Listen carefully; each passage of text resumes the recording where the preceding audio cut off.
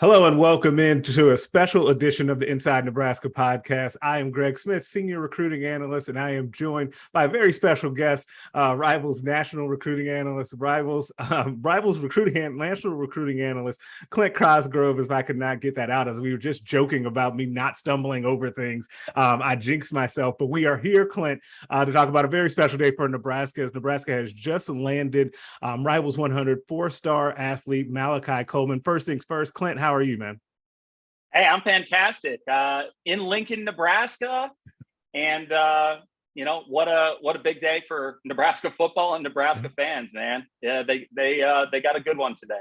Yeah, absolutely. And one of the things too is like there's so many different ways that we could go with this one. But I guess let's start here. I guess to you, what does this say? This commitment, what does it signify, if anything, for Nebraska and where they are at the moment and where they could be going moving forward? Well, to get a player of this caliber with this amount of upside that is ranked as high as he is with good reasoning, I mean, he is a physical and athletic freak. The combination of size and speed you just don't find. Next to Nicholas Harbor, he is the most freaky athlete in this entire class, and he's just scratching the surface of what he will eventually be. So as far as getting an upgrade in talent, that's the first thing that stands out. Second thing is you just got a top 60 commit with some uncertainty around the program, right? Without a named head coach. But the commitment came with faith in Mickey Joseph that he will be there, whether it's his head coach or receivers coach or whatever it may be. And that was a big reason that Malachi committed. And so I think you look at the type of recruiter that you have on staff in Mickey Joseph, that says a lot. The fact that the Nebraska name, the Nebraska brand is still strong enough to land a player of Malachi's caliber. I understand he's a local guy, but he could have gone anywhere. Right. And, I think it shows a level of stability when there isn't a lot of stability at Nebraska. It signals to other recruits that, I could follow suit. When you see a big time player commit to a school, kids take notice, and Nebraska is going to get a lot of national attention because of this. And I really think it's a testament to the overall program and the brand of Nebraska football. Yeah, it's one of those things too, and I'm always interested in this, and I talk to you guys at the national level about this, just picking your brains about it, is just the perception of Nebraska out there and kind of what people kind of think nationally, right? And what recruits think at this point, despite, obviously they have the great history, but they've had rocky times recently, but every time kids come and visit, they're like, well, man, I really see like how people really love this place. And so it's just a really interesting thing. And I think you're dead on that, the commitment of Coleman really signifies to other kids that at the very least, hey guys, you can take a look at this place. Like it really is that type of a thing. And when you have someone who is this well known within the class, like you said, a top 60 player, all the other recruits know him. It ends up being a really big deal as well. But something else that you mentioned is, his untapped potential at this point as a kid, that part of why he's so kind of freaky and unique is his prowess in track. Like he's great on track as well. And he will not be an early enrollee. He's going to, stay back at Lincoln High and try and break some records on that. He has told me that before. And so definitely respect that. And so that combination, plus him not having played football full time, to me raises that ceiling even more. It's one of those things where sometimes you look at a kid as physically gifted as he is, and you think, man, 2 years of concentrating on college football with the college nutrition plan and the college weight room and top-notch coaching can really go a long way. Oh, yeah. I mean, he is, in the 200-pound range right now. He's got a frame that can hold 230, 240 maybe. And so you combine that with just his build, he's going to be able to maintain his speed and athleticism as he grows. He's got such a high metabolism that any weight that he puts on is going to be good weight. Right. It's going to be muscle. It's going to be power.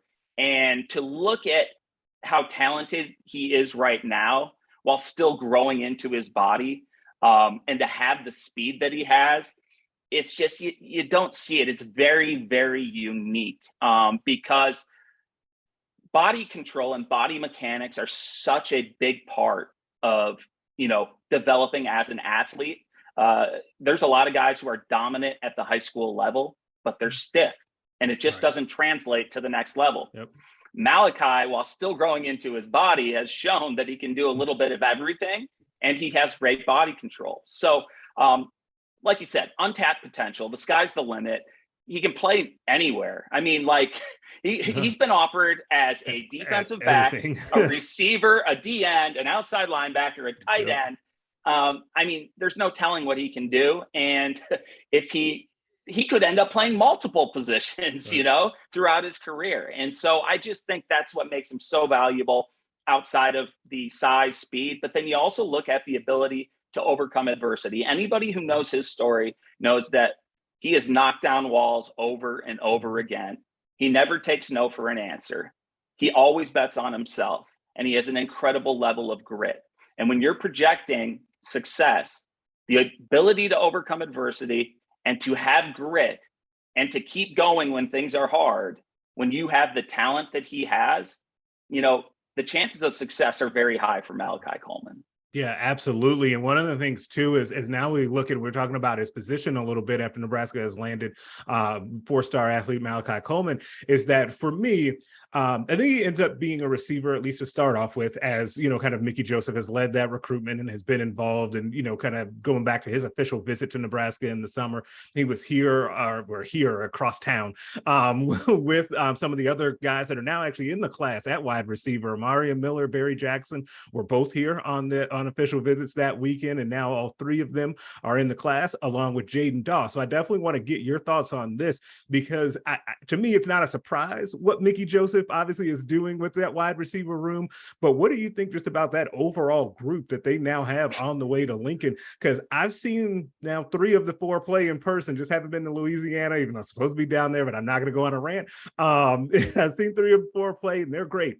So what do you think about what Nebraska has coming as far as those wide receivers? Well, the 3 that I have seen are Amari Miller. So I have seen him in person, which is incredible. Malachi and Jaden. Now it's been a while since I've seen Jaden. But Jaden, his film this season is incredible.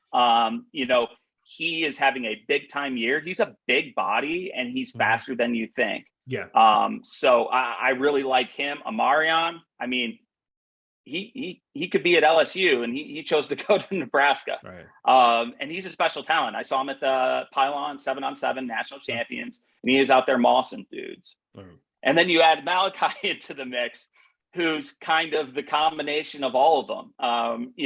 He can stretch the field. He's physical. Like I saw him just absolutely destroy somebody on a block last night. And so, knowing that I have seen 3 of those 4, I can't think outside of USC maybe of a more impressive receiver group and a more diverse receiving group at the same time. And the fact that they came from so many different places. And they all came because they want to play for Mickey. So I think it says a lot about his ability to recruit. I think it says a lot about his ability to connect with kids, no matter where they're from.